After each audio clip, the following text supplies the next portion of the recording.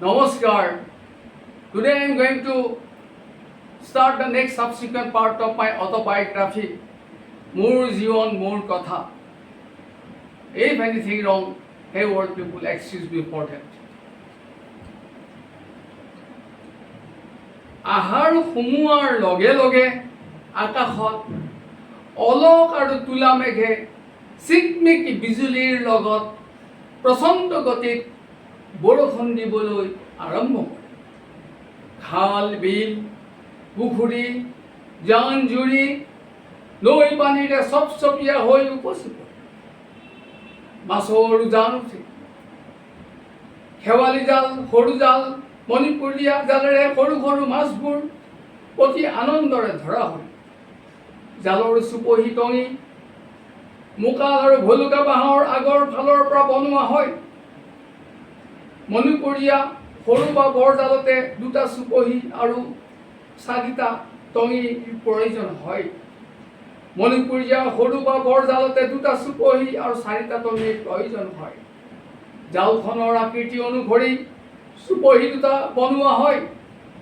বাঁহৰ আগৰ ফালৰ দুটা খণ্ডৰ মাজৰ গাঁঠিটো ৰাখি গাঁঠিটোৰ দুইফালে সমান অংশ ৰাখি তাৰ মাজেদি বিন্ধনা এটা জুইত ৰঙা কৰি ঘূৰণীয়া এটা ফুটা কৰি চুপহিযোৰ বনোৱা হয়।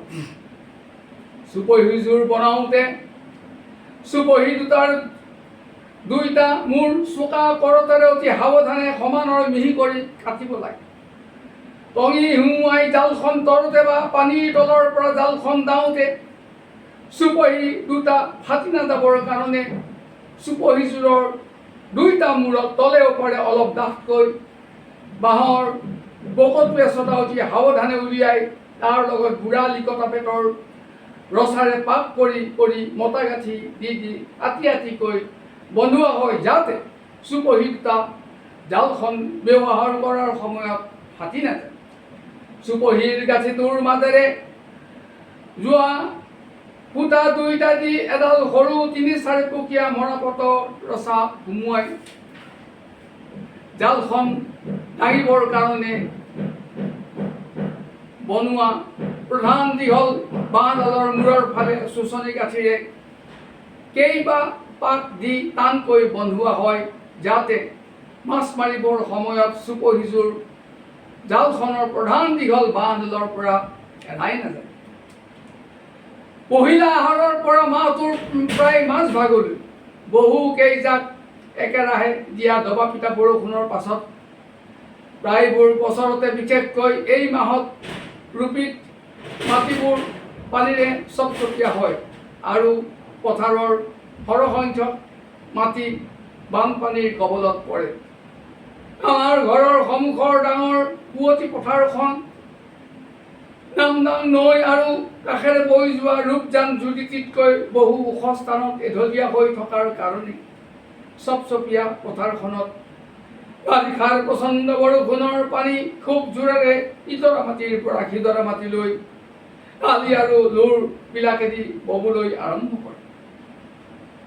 কেতিয়া এই মাহতে নৈ আৰু জানবোৰত পোনা মাছৰ পৰা নতুনকৈ ডাঙৰ হোৱা পুঠি দৰিকণা গৰৈ চিলিকা চেঙেলী চেলেকণা এলেং শিঙৰা মোৱা চাউল ধতি ভেদেঙি আদি সৰু সৰু মাছবোৰে